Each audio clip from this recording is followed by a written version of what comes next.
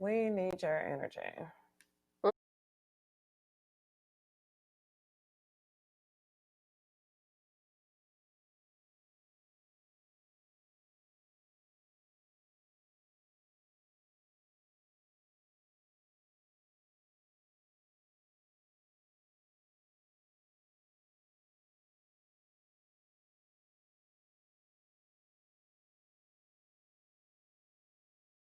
I don't know how to say this word, apparently. I've said it wrong my whole life. How do you say it? I say divorce, like Dolores. What? Divorce. Three Why syllables. would you do that? Yeah, why do you do that? Divorce, because that's what it is. Oh, Divorce. look at this. Where's Divorce. the S? How do you think CE is S? So what is it? Divorce? Divorce. Divorce. 2 syllables. Divorce. I'm filing for divorce. No, divorce. No. The heck? Like you're No adding one that says to that.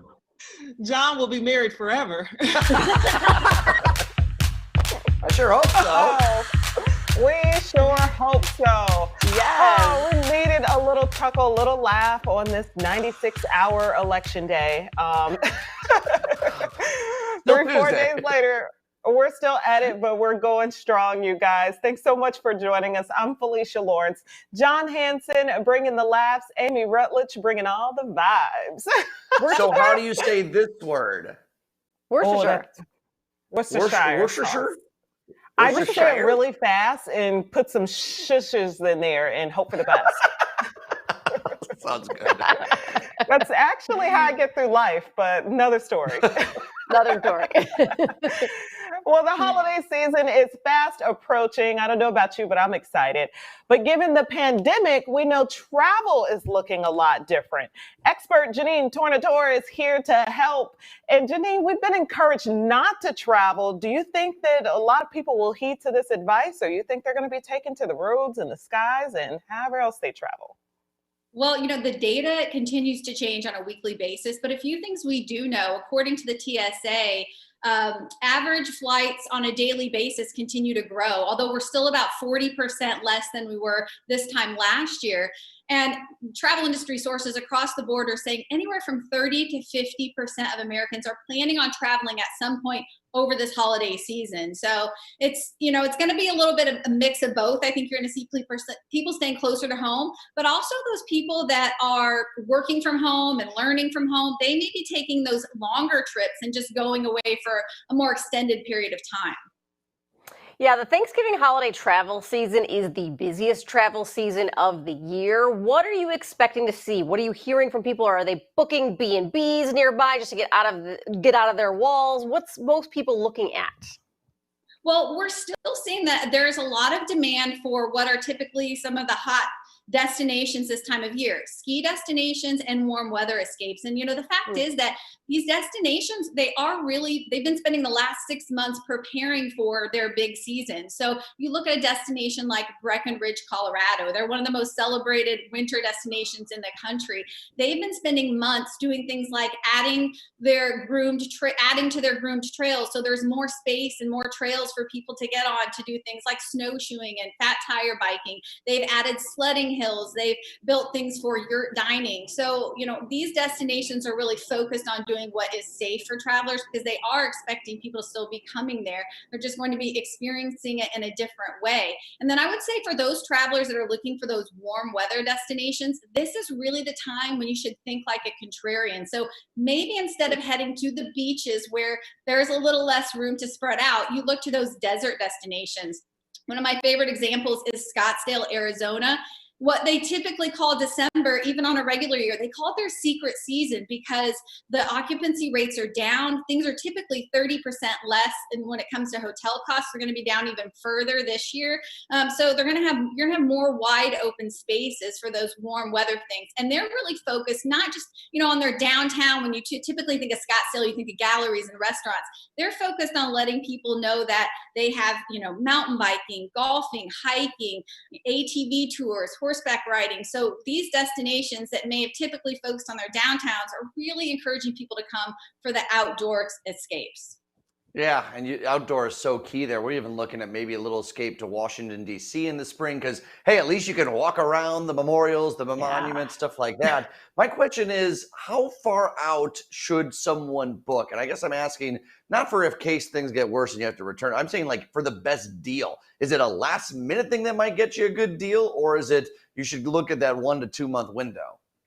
Well, over the holidays, I mean, I do think we should expect to see a lot of last-minute travelers over this holiday period because people are in that mode of let's wait and see what happens when it comes to cases spiking and quarantine restrictions. But that said, because with airlines, there's a lot less capacity. There are a lot of airlines that kind of cut a lot of their popular routes and cut the flights on those routes. If you want to get those better deals, you still do need to book early over this holiday period if you're comfortable with doing that. We're also seeing, interestingly, a lot of demand still in travel insurance, especially for those all-inclusive kind of travel insurance packages that allow you to cancel for any reason, because people really still want kind of that safeguard that if they are going to book in advance, they will be able to cancel if they need to.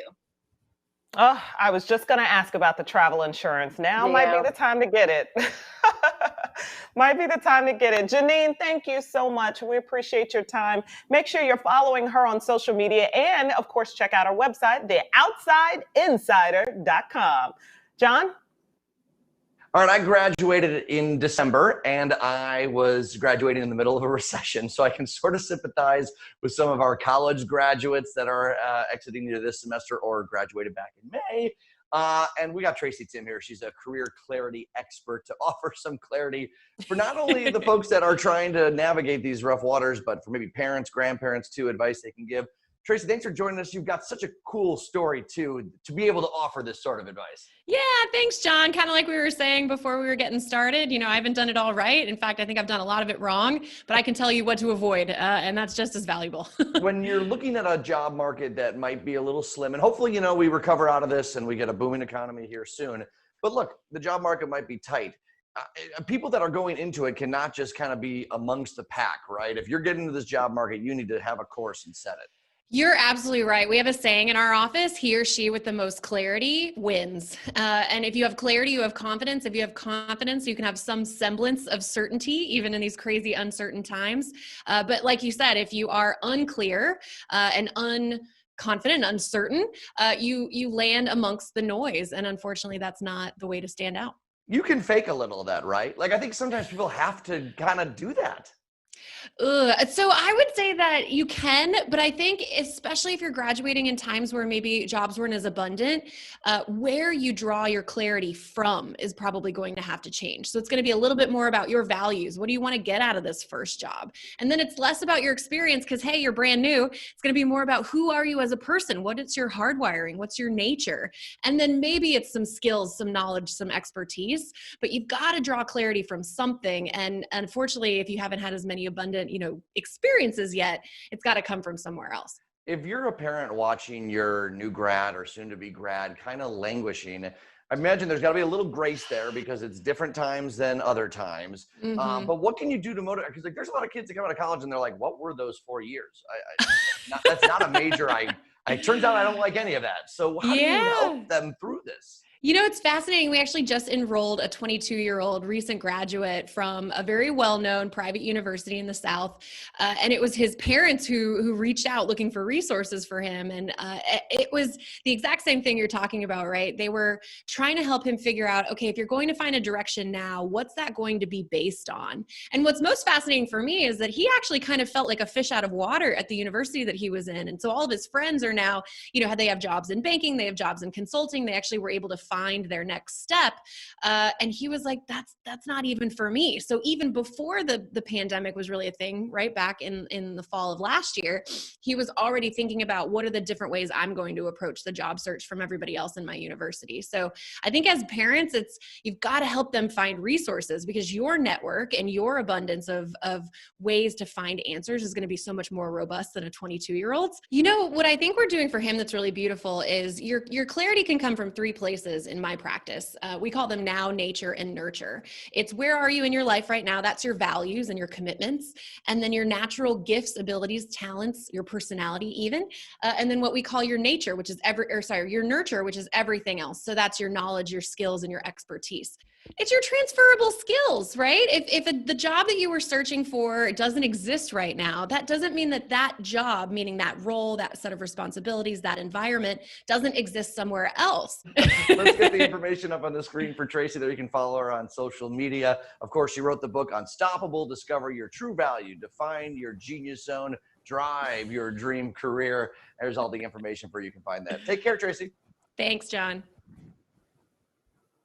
All right, guys, coming up, Joe Biden's lead grows in the presidential race vote count as Pennsylvania. His lead is increasing as we speak. We're going to break that down and why some people have lost some sleep over this election. We're going to talk all about that. Krista, you lose any sleep this week? Oh, Brandon, it has been a long week, I'll tell you that. My sleep's okay, though, I'll say. But I know, Brandon, you haven't been taking any breaks from social media, but if anyone out there has been avoiding the doom scroll, I got you, fam. We got a roundup of the best memes of election week coming up in trending. We'll be right back after this.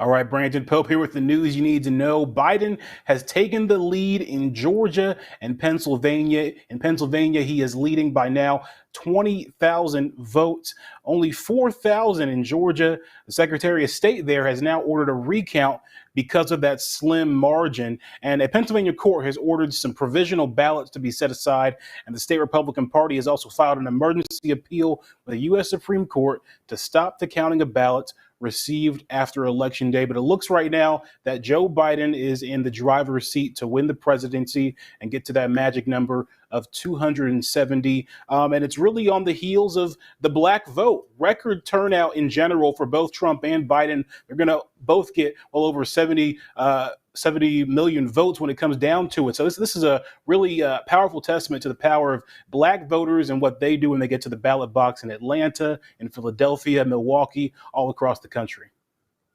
We should also note, too, everything that's playing out, these provisional ballots that are being put aside, all these court cases, this is all what's supposed to happen. This is the way the letter of the law was written to make sure that democracy can actually happen. So these ballots are being counted very, very carefully, and they will do so over several days because that's the way the law allows. So we kind of all just got to, you know, as much as it sucks, relax and let the process play out. Yeah, well said, Brandon and Amy. And to add to your point, Brandon, Stacey Abrams, that's the name that everyone is talking about right now because after she lost the gubernatorial election, she worked to get 800,000 more Georgia voters registered to vote. And this is all of what democracy is about. The Pennsylvania court system that you're talking about, that like they don't want to, they filed the emergency appeal yet, so they are not they don't want to count the ballots that were received after Election Day. Isn't that just standard business practice? Like, as long as something is postmarked by that day, it will be accepted. It's just like we're trying to change rules after the fact. Well, it's state by state. So Pennsylvania originally said that it was going to be you had them in by election day. The Pennsylvania Supreme Court kind of changed things. It wasn't the legislature. Anyways, it doesn't seem like it's going to be that many ballots in general. The lead might be safe. You mentioned Georgia this morning after Georgia turned blue, at least temporarily, at least right now by the count. It happened in Clayton County, which was where John Lewis represented. Pretty symbolic that it was his district and his fight for voting rights that moved it over. I got to admit something, though, guys. You ready for this? Oh, yeah. I'm really jealous of some of the love that some of the other guys on the other networks are getting at the big board because you all know that's my dream. So I got a little bored, all right? And I drew this in about 15 seconds. Yeah, this was about 20 seconds I drew the United States, so that ain't bad. John. So what we're really looking at here is Arizona. So this is really one place we got to look. You know, Brandon's got a plan here. You going to ruin Brandon's plan? This is really right. I'll let him do that. I'll start filling it in. Why don't you do that? Why don't you actually draw it how it's supposed to look? That would help too. Go. You know, it looks like a blob with lines. I'm not right Steve now, Kornacki. So. Give me a break. Come on. Hey, but all things start small, John. You're going to get a big board one day. Oh, my. Well, hey, we've all faced some election anxiety, I'm sure. A new study shows how much sleep Americans actually lost on election night trying to stay up and watch all the results come in that really never materialized. The wearable tech brand Aura Ring estimates the number at over 138 million hours. Their data also found an increase in anxiety levels and stress, which I find pretty interesting. I stayed up to watch the election results, but I knew going in we're not going to get anything. We rarely do get anything the night of. That's pretty normal and pretty standard. Right. So I didn't really lose sleep. I wasn't stressed, but I know a lot of people were. You weren't stressed? Oh, there was a little bit. I'm sure there was some concern, Brandon. We're all kind of really just emotionally involved in this. No, for me, I either way, there's a lot of work to do. You know, it doesn't really matter who the president at the top is. Hold on. But I got to jump in here. I got to give Brandon some credit. He was the one calming me down on election night text. So I think Brandon was actually pretty darn calm. I myself have lost at least 3 or 4 hours every single night this week due to this sort of thing. Yeah. Well, election night, I'm like Brandon. I went to bed. I was like, nothing's going to happen. I'm not even, what's the point of waiting up? But it's the subsequent days since where I've gotten a little bit more stressed out. And I think my sleep has suffered. And I wear a wearable tracker too. And my recovery rate just is horrible. Yeah, Krista gets enough sleep. She's too pretty not to have gotten enough sleep. I love my sleep. I love my sleep. I don't think anything could really keep me up tossing and turning unless I wake up in the middle of the night and then I think that anxiety thought, then I'm up. But no, guys, just try to get you sleep, okay? We're united in our stress. And this is an age difference too, by the way. Yeah. I de-stress by looking through memes, and thankfully, people have been memeing their way through this election week. So we've got some of our favorites coming up after the break. And here's a look at our forecast. It's going to be beautiful tomorrow. We'll be right back.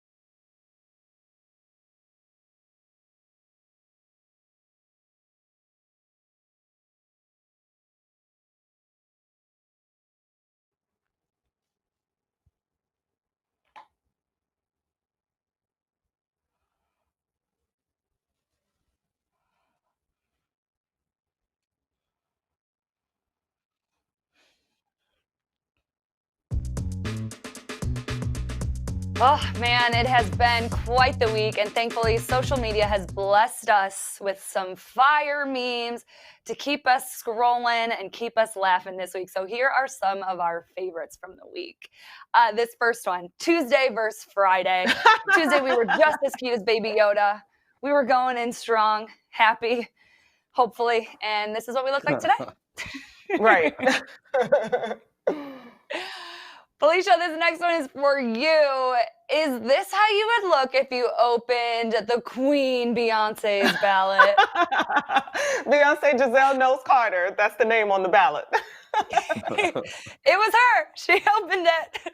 Felicia's working the mail-in counts in her after hours. Yeah, Felicia wouldn't let that one be counted. She'd frame it at home, and then her vote would lose by one, knowing her luck. Yeah. Beyonce gets 3 votes. 3 votes for you.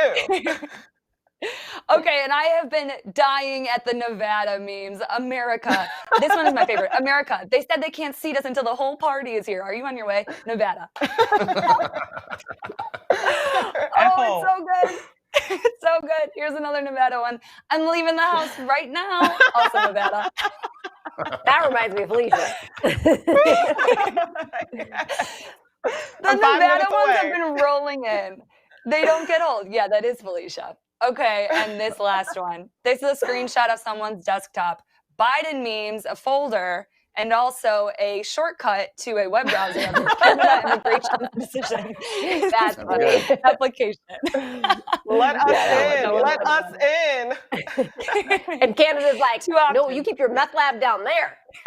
I have enjoyed all these memes. Let me tell you, like, this has been our only saving grace. Like, we need a little chuckle. We deserve it. Yeah, every single one of them, it brings me new joy. Something's Which, by gotta the way, bring us speaking joy of which, this we week. got some new votes in Pennsylvania, guys. So John. this is up to about 20,000 here. Just letting you know. Gonna keep you posted. Okay, a little Nope. I check-in. love the map. Check-in. I love that. Breaking news check-in with the board. You can't read it, the so there's little that. The teeny board. We'll be right Don't back. make fun. It's size of the board doesn't matter.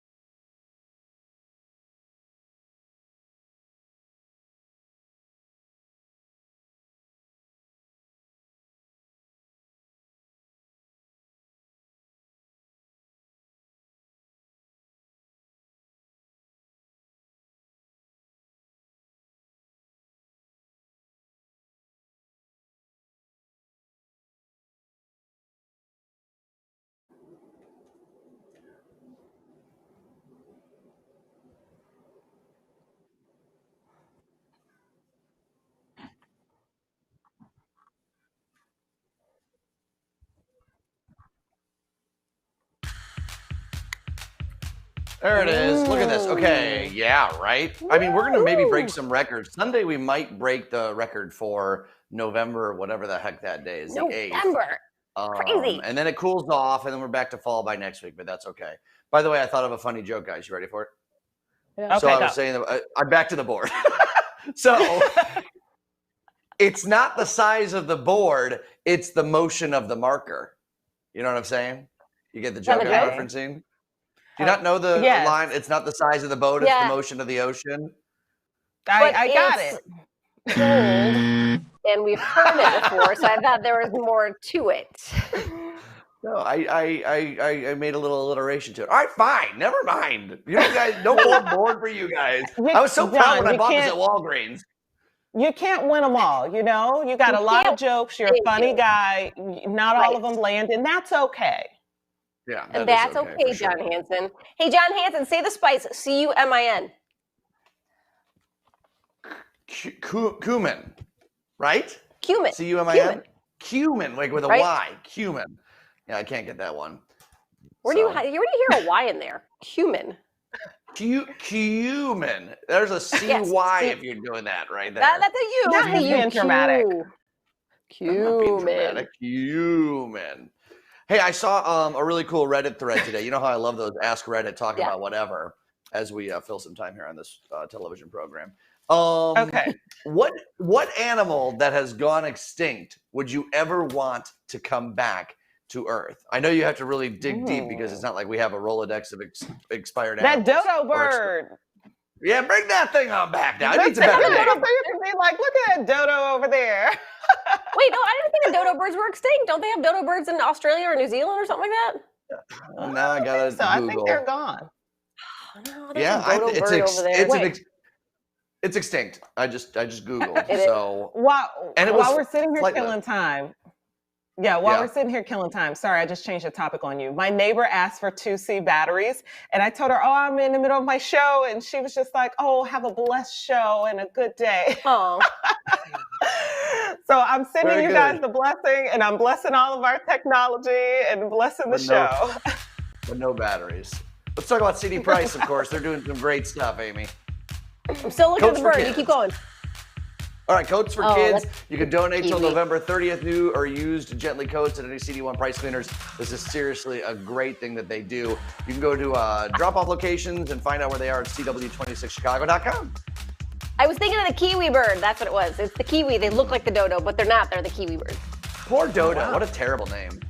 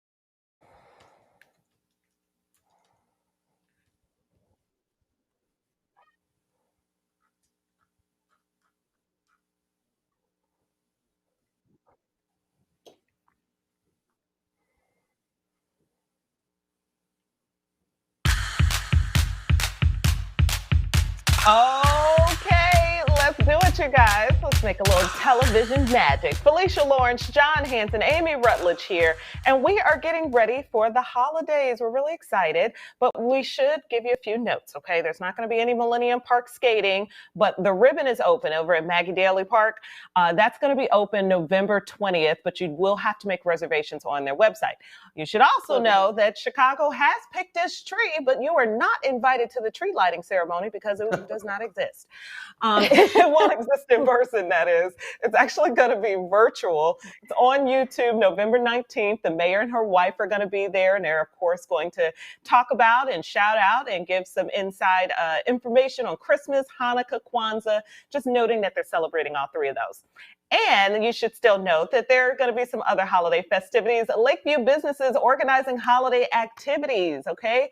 Some holiday-themed take-home crafts, scavenger hunts, a whole bunch of other stuff for you to get involved in the community and support some of those local businesses.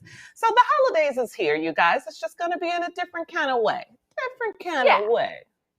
I like a different kind of way. It's all good. You know, it's funny. Enrique and I, in our relationship together, have had two big fights, and they've both been each year about when we're putting up the Christmas tree. And we just had it again yesterday on a walk, and he has given me the grace to put it up whenever I want. It's not going to be this weekend because I don't think we can find any live ones yet. But if anyone out there, I just have a recommendation. You saw those temperatures.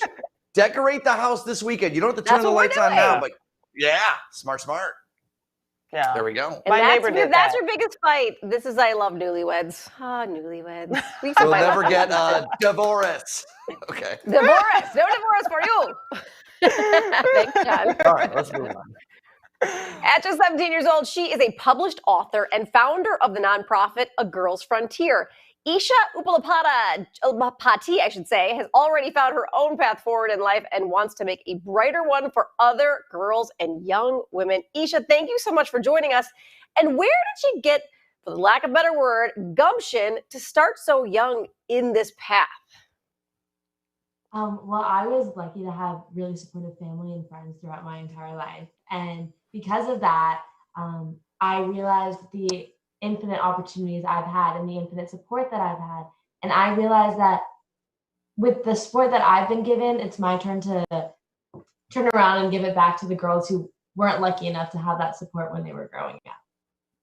Oh, I love it. I love it. So because you are so young, you have such a unique platform and point of view that we need to hear. What message do you think our young girls are missing today? I think it's knowing that you can do whatever you want. Being a girl is not anything that will stop you. There will definitely be obstacles along the way, but I want all girls to know that they can be leaders in any field and whatever they want to do. How young are some of the youngest girls that you are reaching right now? Some of the youngest ones are around 7. So we're trying to see if we can start off and give them a great foundation so they know that they can be whoever they want to be. And how do you think men and boys can also be a part of this effort? Mm-hmm. Well, I actually think that's really important because the way that men are taught to treat women too, and knowing and teaching young boys that their female counterparts can be leaders and are equally as talented and as smart as they are, can create a new society where we treat women and men equally and we give them the same opportunities. She said teach young boys. We got to teach old boys too. Well, some of them are unteachable, but I love that you say that too because my oldest, I'm a mom of boys. I have 3 boys. My sister is a mom of 3 girls, and my oldest boy only grew up around women. And man, did they put him in his place. But I mean that in the nicest way possible, just understanding where he falls in that dynamic of a group of women, that he is no different, no better, no smarter, no stronger. They are all equal. Yeah, so that's really, really important. And that's definitely something that I hope to bring my organization to do in the future. Awesome. Thank you so much for your time and your efforts in the community. We need more like you. And this generation, Amy, it's just, they're on their way. Oh, So different than my generation. Isha, thank you so much for joining us.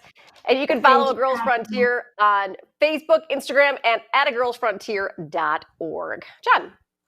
Hey guys, so there's a new restaurant opening up on the southeast side with some really 90s nostalgia. Y'all remember the sitcom Martin? I love that show. Well, it's kind of based a little bit on that. I do, Felicia. Do not make fun of me immediately. You know I watched Soul Plane. I watched Hanging with Mr. Cooper. I watched Sister Sister. Okay. What, 227? 227 was like one of my favorite shows growing up. Yes, Yeah, 227. Anyways, Nipsey's Restaurant and Lounge looks great. And in full transparency, it is owned by Teddy Gilmore, who, of course, is husband to our very own Felicia. Congratulations, you guys. Thank you so much. This is so funny. You know, I always joke with you, trying to make sure that you've seen all the Black sitcoms, the Black films, some of the culturally relevant stuff. And you're on top of it, John. I got to give it to you. Yeah. I got to give it I to like you and Amy. So the restaurant, go ahead, Amy. I just want to know where our dinner was, Felicia. That's all. Yeah. I show it am off, yeah. starving. I know. So Right? you'll have to order takeout, nipseys.com.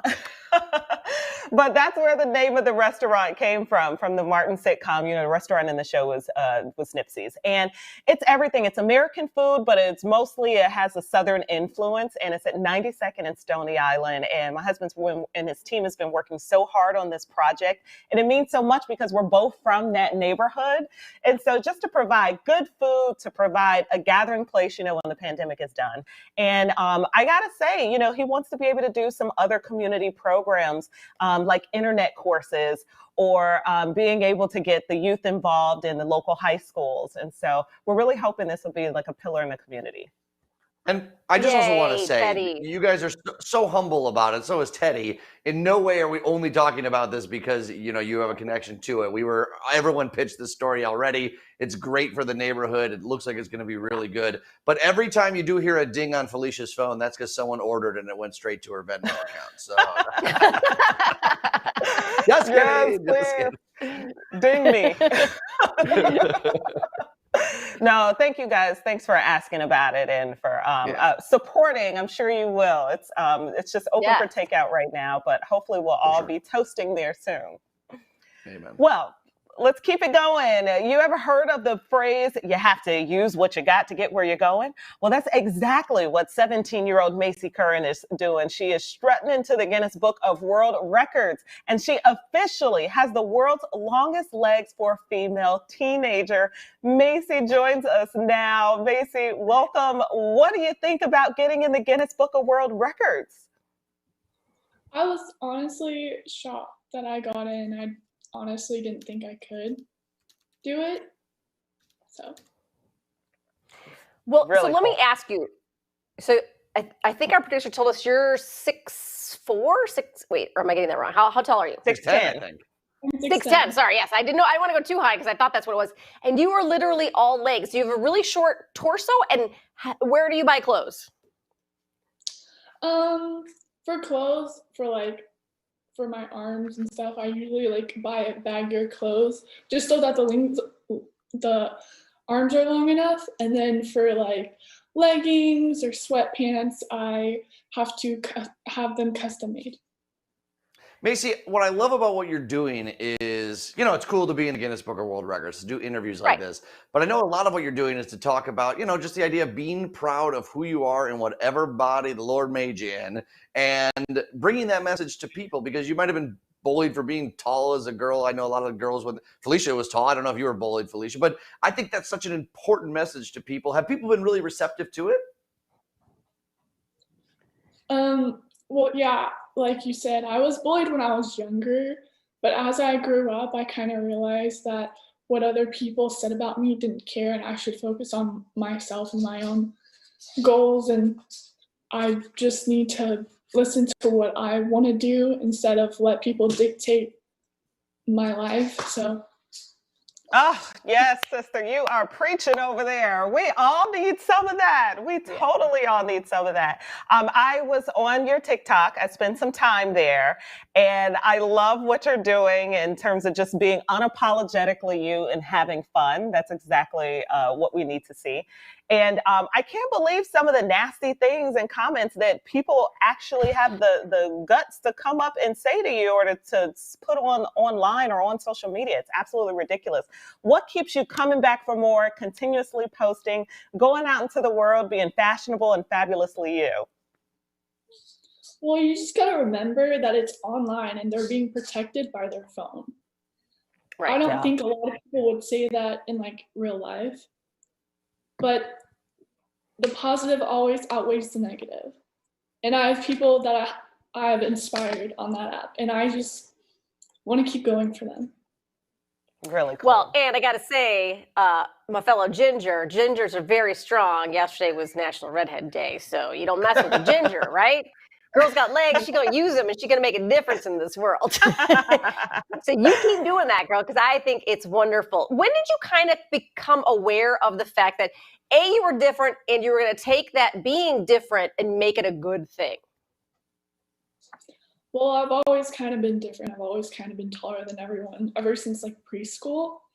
And it didn't take me till about sophomore year of high school to like just being mean, because again, I was always worried about what people said about me. And I kind of just didn't pay attention to them anymore. I just was myself, and I wasn't shy anymore. I just stopped caring. Good for you. Good, because that's Good hard for all you. women to do, all people to do, but Yes, it especially is. women growing up, we all feel awkward, right? So more power to you, sweetie. Yes, it Thank is. you. Macy, you keep being your fabulous self and shining bright, okay? We need your star. You can keep up with Macy, the teen with the longest legs, on Instagram and TikTok. Stick around. More of The Jam. We'll be right back.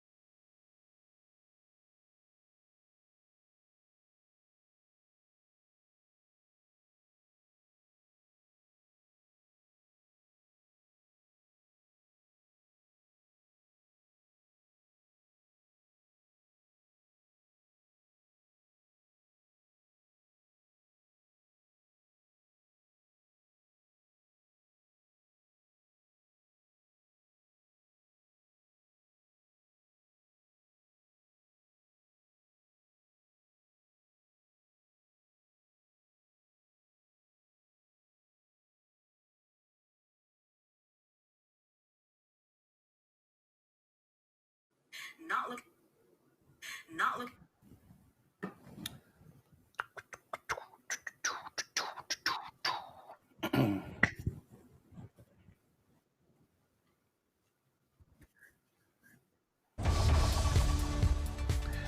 All right, Brandon Pope here with the news you need to know. So Illinois now has more than 10,000 new cases of coronavirus and 49 deaths. Governor J.B. Pritzker says we are on a very dark path with those numbers.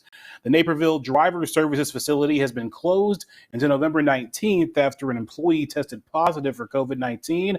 And Chicago contact tracers are facing a dilemma. They are trying to track exposures to the coronavirus, but they say people are not taking their calls. Of the 133,000 plus on their list, they've only heard back from about 54% of those people. This is as deaths exceed 10,000 across the state. Pretty alarming stuff there as the fight to contact trace. It's crucial to fight coronavirus.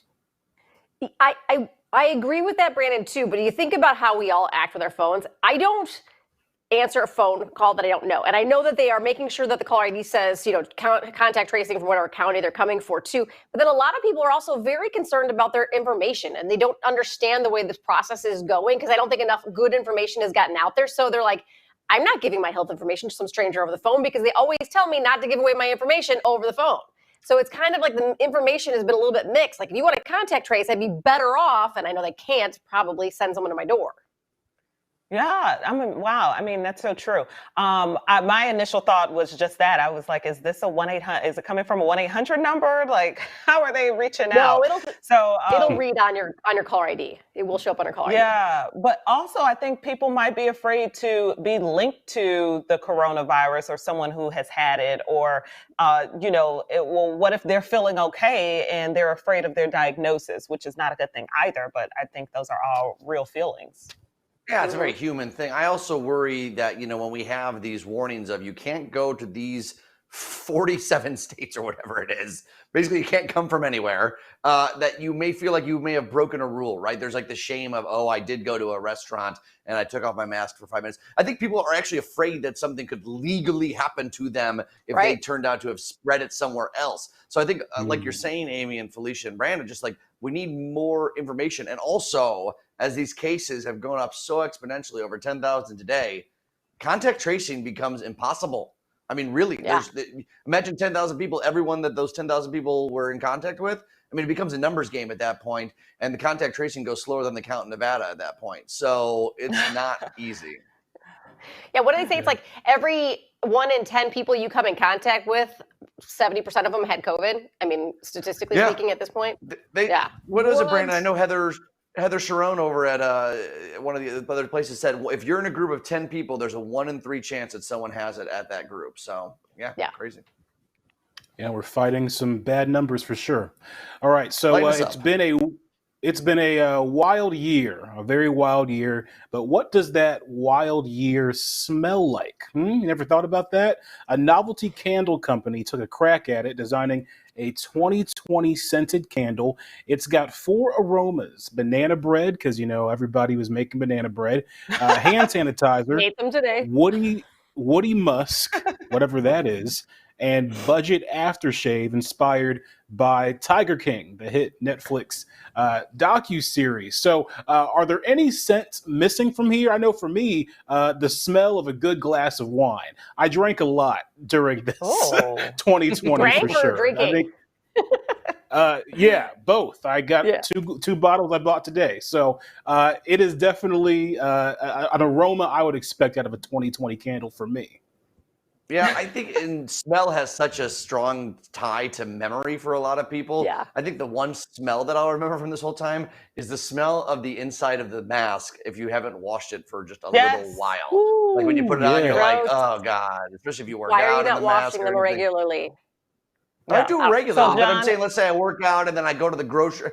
I did not come to this show to be judged, okay? I was I'm a not vulnerable judging. I'm person just offering grossed out you by a real thing, and Amy came right at me there. honestly, the mouth and our breaths, they are disgusting. So that's why we're being asked to cover them up. They have all the germs. So 100%, I get it. So you would have stinky breath added to this candle. I would add dirty dishes. These are all scents that we cannot get rid of in 2020. I love it. That's awesome. I can't even top that. Krista. John, you talk about people judging you. I was judging you for your map. Here's mine. What do you think? Wow. That is I already amazing, raised mine out of guys. shame. Wow. So, yeah. I got a good board, don't I? Wow. All right, I got He does. I also have a safe and fun way you guys can enjoy your weekend coming up. And guys, don't forget, weekdays, every day, 5 p.m., The Drew Barrymore Show. Don't miss out. She's got great guests. We'll be right back after this.